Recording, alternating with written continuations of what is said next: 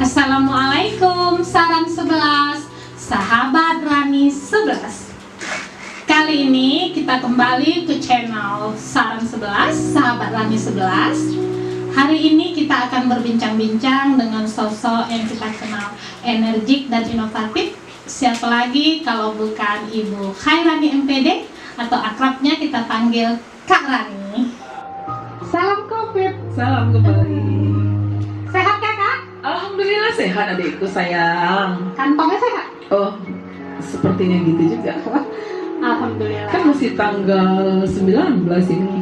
Biasanya kalau udah mendekati 20-an itu biasanya kantong ikut sakit. Oh, kakak enggak. Kakak planning semuanya. Alhamdulillah. Boleh kita bincang-bincang dikit? Oh, silakan dengan senang hati. Karena ada beberapa pertanyaan dari siswa selama ini yang agak-agak pribadi gitu. Mau jawabnya kita juga masih ragu.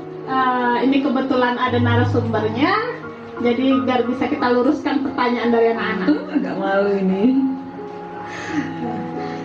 Gini kak, ada anak-anak nanya, kalau dari forum-forum kakak gitu kak. Serem gitu ya? Oh, bukan. Mereka pernah nanya, Mem, ibu kepala sekolah itu suku apa sih Mem? Oh, suku. Jadi kita kan balik nanya, yang menurut kamu ibu kepala sekolah suku apa? Ada yang bilang Jawa, Ada yang bilang indi-indi gitu ya? ada yang bilang Batak. Oh. Jadi sebenarnya kakak itu suku apa sih? Oh, kalau dilihat dari nama Rani itu orang India gitu ya, atau sesuai dengan kulitnya juga India Tamil lah, tapi enggak, sebenarnya sosok Rani itu berasal dari dua suku.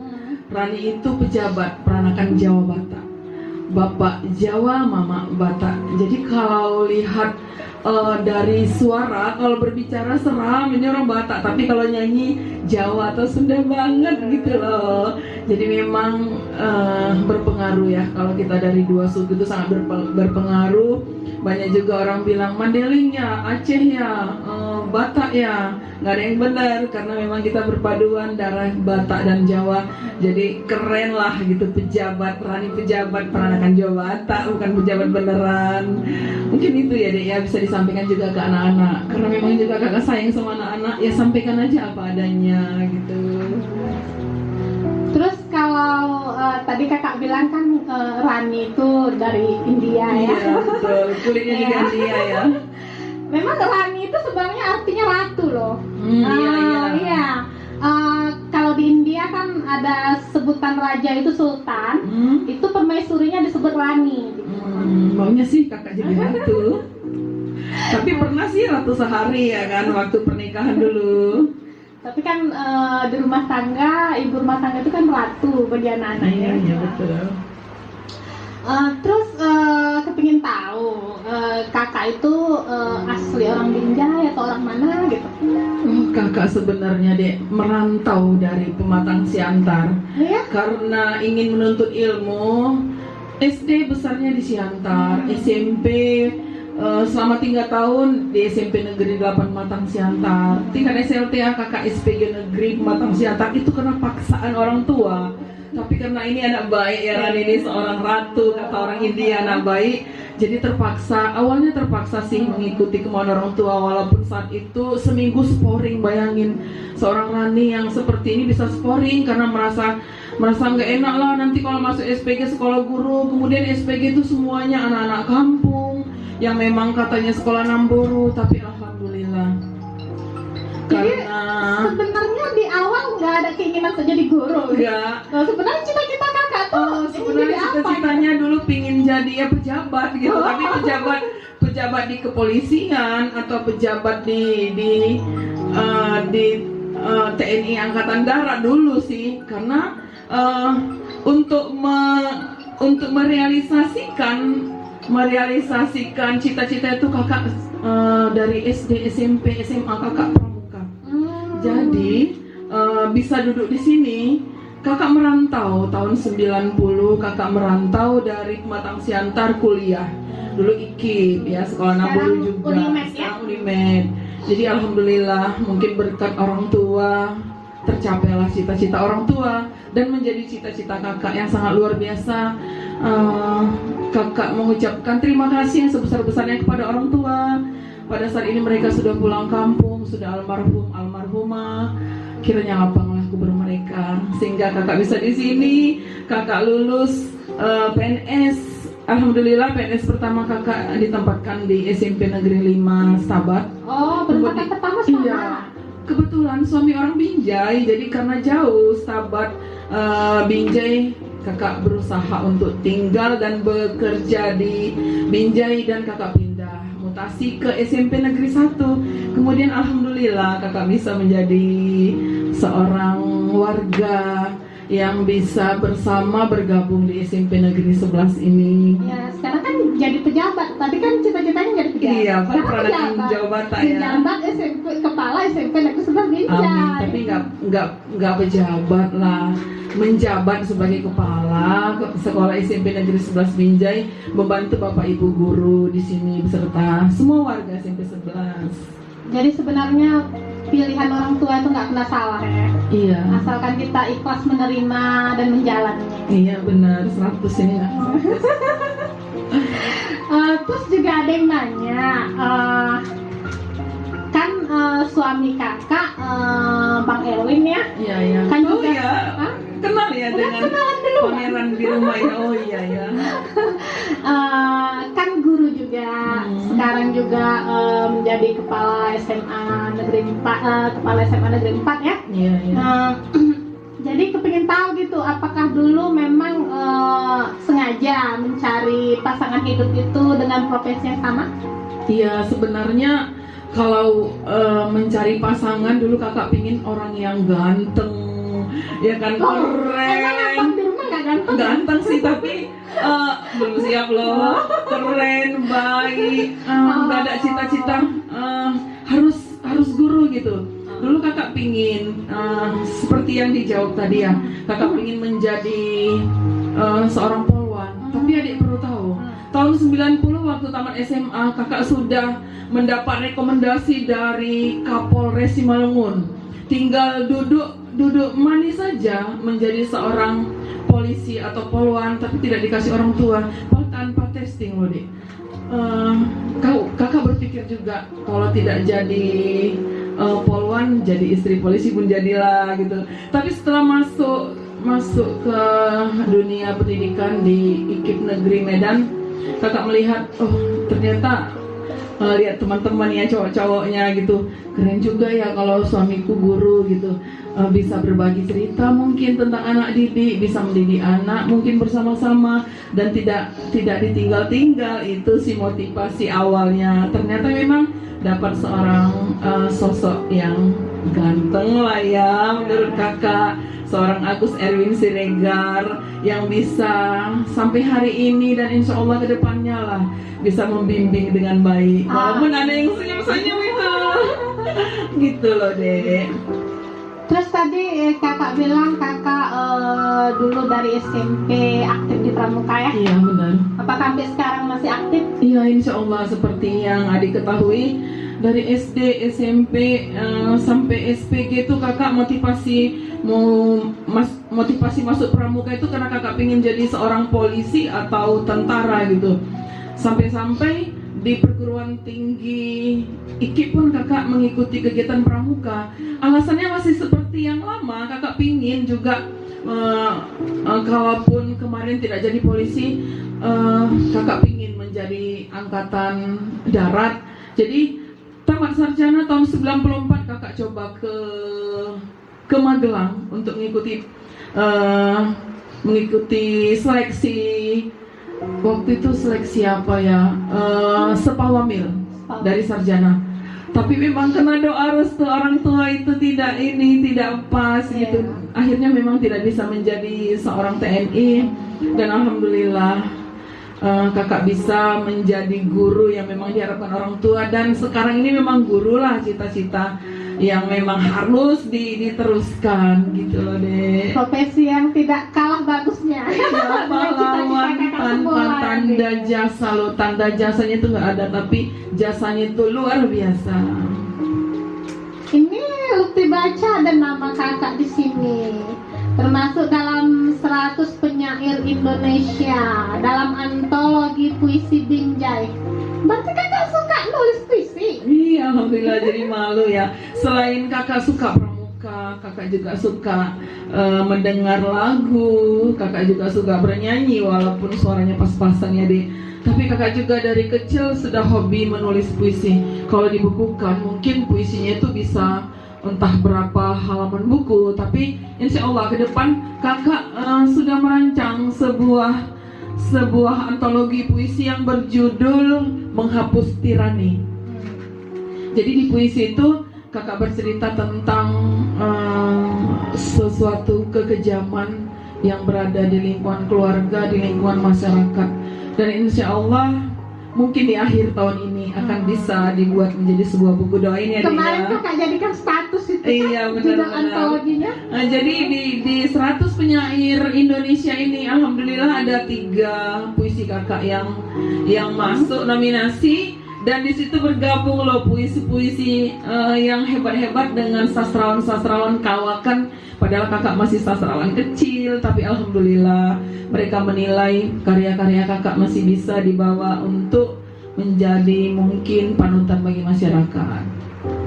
Boleh kakak bacakan satu halaman, satu buku atau satu bait nih? Itu sanggupnya. Oke. Semoga pemirsa atau sahabat Rani bisa merasa terinspirasi. Puisi ini menceritakan tentang hebatnya Binjai dengan jambu madu. Mungkin adik tahu ya, jambu madu yang juga kakak pernah menanam 80 pohon jambu madu. Dan insya Allah hasilnya bagus dan bisa berbagi, sehingga puisi ini terciptalah. Jambu madu Binjaiku. Puisi ini kakak buat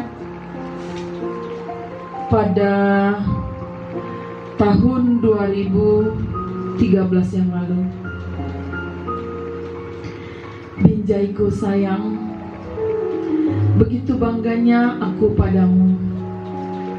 Dengan segala kelebihanmu, keindahan dan kemegahan kotamu, keramah tamahan wargamu, keasrian tata kotamu, dan semua yang kau punya membuat ketenangan dan kesejukan jiwa.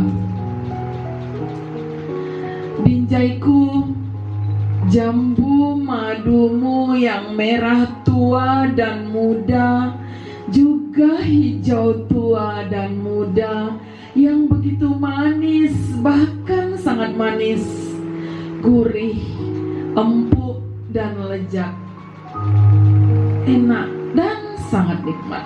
Mungkin itu aja ya dek. Kalau penasaran apa kelanjutan dari puisi jadi ini, membayangkan jambu madu ya, baca saja 100 penyair Indonesia sudah terbit di toko-toko buku di seluruh Indonesia. Jadi ngomong-ngomong, sebagai insan yang aktif di pramuka, juga sebagai insan pendidik, kira-kira pesan apa yang mau kakak sampaikan buat kami juga rekan pendidik, buat orang tua di rumah, buat anak-anak kita, siswa kita gitu.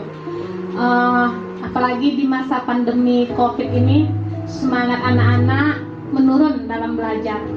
Nah, kira-kira apa yang mau kakak sampaikan gitu buat kami? Ya, satu-satu dulu ya. Sebagai anggota pramuka dan orang yang sudah lama lah berkecimpung di dunia pramuka, karena kakak dari SD, SMP, SMA atau dari Siaga, Penggarang, Penegak sampai Pandega, kakak pernah loh menjadi ketua pramuka Unimed tahun 93, keren kan?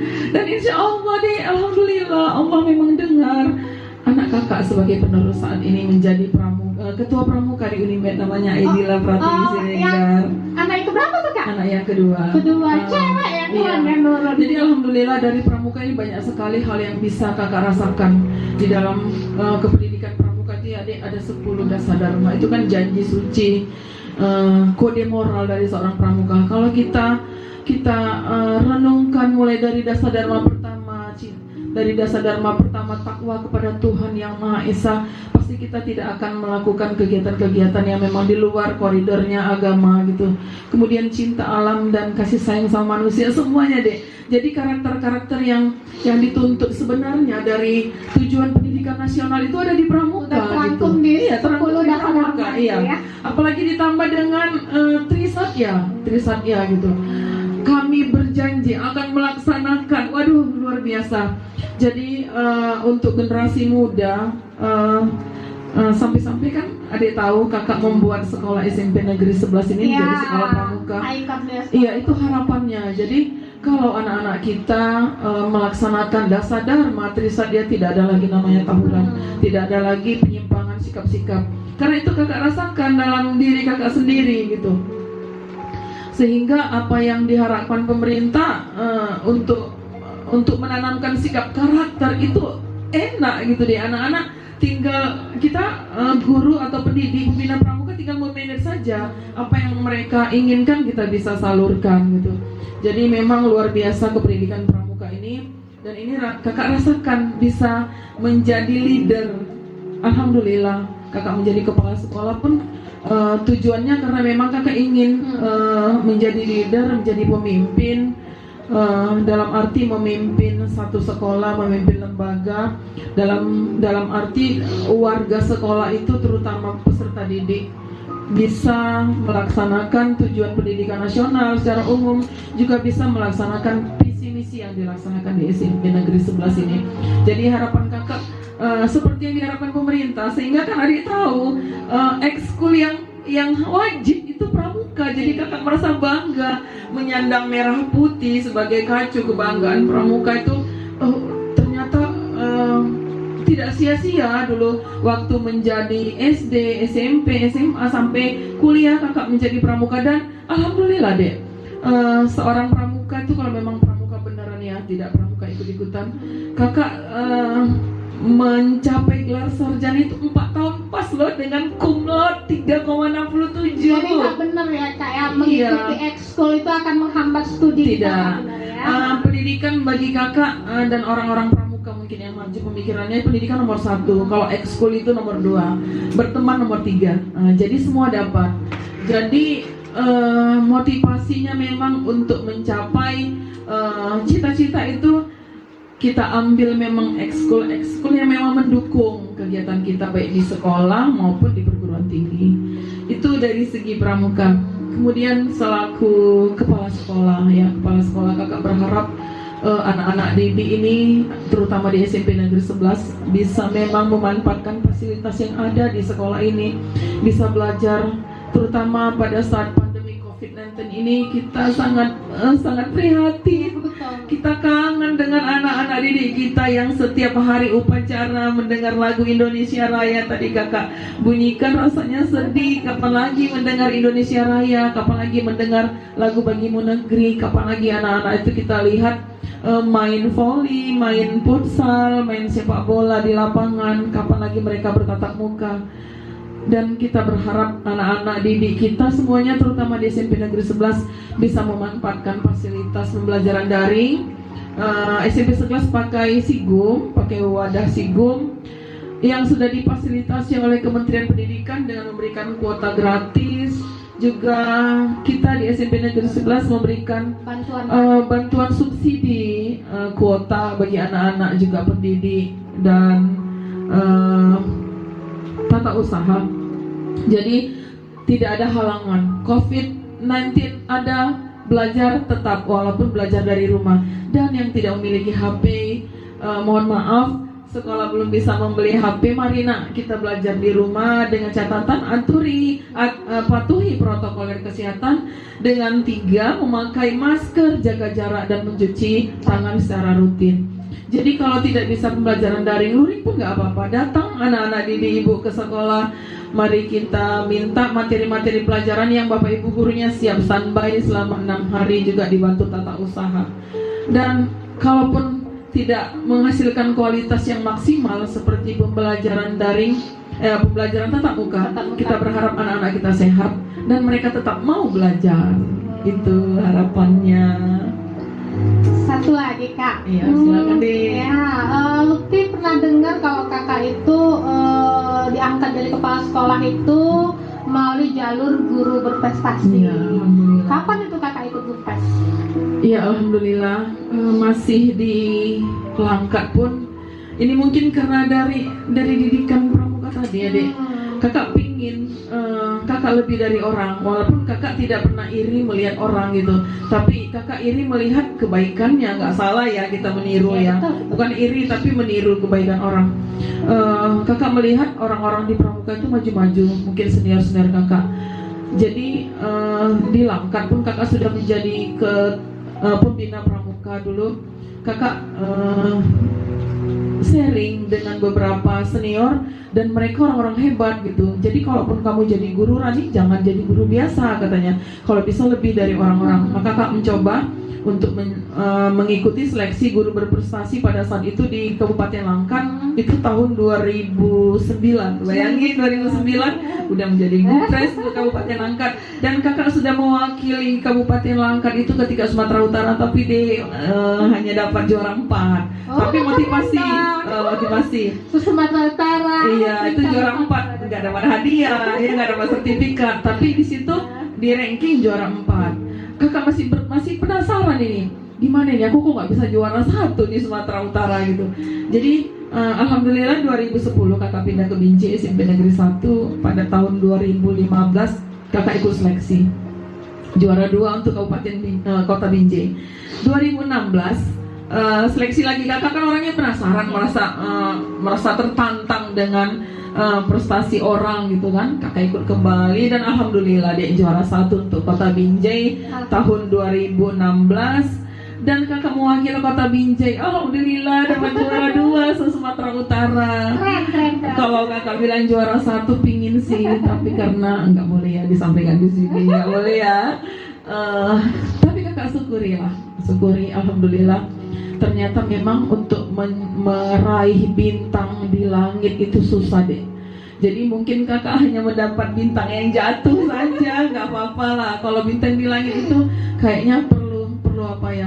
Perlu usaha yang keras, perlu modal yang besar ya, bukan hanya modal uang ya, modal yang besar. Jadi alhamdulillah Bapak Wali Kota Pak Idham melihat prestasi kakak di sini, dia bilang, tolong guru berprestasi itu dijadikan kepala sekolah gitu. Aduh, alangkah senangnya mendengar ini. Dan alhamdulillah tahun 2017 kakak menjabat sebagai memegang amanah lah menjadi kepala sekolah di SMP Negeri 11 ini deh. Sampai sekarang ya? Ya, sampai sekarang insya Allah. Oke Kak, yang terakhir. Oh, tadi terakhir, ini lagi ya. Ini benar-benar terakhir. Boleh disuruh nyanyi, boleh juga ini terakhir. Oh, penutupnya nanti nyanyi ya? Iya, bisa. Kami kepingin tahu siapa sosok yang menjadi panutan, yang menginspirasi hidup kakak selama ini. Apakah itu sosok guru kakak dulu, atau sosok mantan pacar mungkin? Aduh, ingat mantan. Atau ada sosok seseorang yang diidolakan? Iya. Siapa tuh? Kalau sosok panutan kakak mau nangis ini deh. Yang pasti yang menjadi panutan itu adalah ibu. Ibu dan ayah. Tapi kalau ditanya mana pilih ibu dan ayah, nggak bisa pilih. Sosok ibu, dia seorang yang sangat cerdas. Walaupun dia pendidikannya hanya tamat SD, dulu katanya sekolah rakyat, tapi dia pintar. Kakak ingat waktu beliau panen padi, dia menghitung jumlah kiloan padi itu dengan luar kepala deh, bersama agen yang saat itu menjual hasil panen kami. Dia bilang 11 ton lebih 300 lebih 90 kilo kali 225, dia luar kepala. Diingatnya aja seperti ini. Aduh, kakak melihatnya, aduh pinternya mamaku. Jadi sampai sekarang beliau adalah panutan kakak. Kakak pingin cerdas sama beliau sehingga kakak berusaha untuk belajar terus deh. Sampai sekarang tetap belajar. Kalau ada rezeki orang memberikan kakak kesempatan S3, kakak mau S3. Baru sosok beliau adalah seseorang yang sangat sederhana. Dia sangat sederhana. Beliau pernah mengatakan seperti ini, Rani, kalau kamu punya uang banyak, orang kalau bisa jangan tahu. Apalagi kalau kamu nggak punya uang, jangan ada satu orang pun yang tahu. Jadi kesederhanaan, kejujuran, tidak pernah sedikit pun merasa iri dan benci pada orang lain, itu yang menjadi panutan kakak. Satu lagi sosok ayah. Sampai sekarang yang menjadi idola baru yang dua itu deh ya. Sosok ayah yang sangat bertanggung jawab, yang sangat lembut ya, namanya ayah tadi kan orang Jawa, Sunda gitu loh. Dia sangat lembut mendidik kami, walaupun kakak punya abang dua bandel-bandel dulunya masih kecil ya. Dia tetap dengan bahasa lembutnya mendidik anak-anaknya, apalagi ke kami perempuan. Dia sangat sayang gitu, apalagi sama kakak yang sejak tamat SPG, SMA merantau gitu jauh dari mereka, dari Siantar menuju Medan. Sangat kakak banggakan. Berapapun yang kakak minta untuk urusan kuliah, mereka akan tetap beri gitu. Walaupun di sisi lain kakak berusaha untuk mencari uang untuk membeli bedak dan lain-lainnya untuk keperluan kuliah. Dan insya Allah mereka sudah tenang. Kakak nggak mau nangis ya, nanti suaranya nggak cantik lagi. Semoga mereka tenang di sana, lapang kuburnya, dan Allah selalu menempatkan mereka yang paling indah, di tempat yang paling indah. Gitu mungkin deh. Well, kita tutup bincang-bincang kita dengan menyanyi. Oh, boleh. Mungkin ada lagu spesial yang biasanya suka kakak nyanyikan tuh ibu atau ayah. Iya, sebenarnya kakak nggak suka nyanyi kalau nggak ada musik. Oh, Ini nggak gitu. apa-apa ya. Ada sebuah lagu ini khusus untuk ibu ya, karena sosok ibu kata Rasul ya, ibumu baru ayahmu gitu. Jadi ada sebuah lagu, tapi lagu Batak nih dia nggak apa-apa ya. Judulnya Tangiang Dainang. Ini sampai sekarang menjadi lagu favorit kakak. Dan kalau ada acara mereka bilang ini lagu kebangsaan Rani gitu. Karena Tangiang Dainang itu artinya doa ibu. Doa ibu yang sangat luar biasa bisa mengantarkan kakak sampai seperti ini gitu. Nanti setelah nyanyi sawer ya. Oke ya. Tangiang ni dainangi na paraton diki manang di dia peau, manang di dia peau, tontong do diramoti nang sipata salah tertutup kau di kaki dibuan hori tangiangmu, dibuan hori tangiangmu, inaku naburju. Inaku naburju artinya ibuku yang baik gitu. Itu deh dua bait lagu tentang seorang ibu yang sangat menginspirasi kakak sampai menjadi seperti ini. Walaupun Lutfi nggak tahu artinya, tapi bisa menangkap maknanya Iya, ke dalam. karena kita seorang ibu juga ya. Oke, sahabat Rani 11, demikian bincang-bincang kita dengan Kak Rani. Semoga apa yang disampaikan beliau bisa kita ambil hikmahnya. Semoga juga bisa menjadi contoh bagi kita, juga bisa menginspirasi kita bahwa tidak ada salahnya kita mengikuti dulu apa yang disarankan oleh orang tua. Karena memang ridho Allah itu terletak pada ridho orang tua, dan itu telah dibuktikan oleh Kak Rani yang mana dulu cita-citanya ingin menjadi angkatan darat wanita, tapi dia mengikuti saran orang tua menjadi guru, dan sekarang lihatlah beliau telah memimpin SMP Negeri 11 Binjai, dan orang-orang di luar sudah bisa melihat apa yang telah Kak Rani perbuat untuk sekolah ini, SMP Negeri 11 Binjai.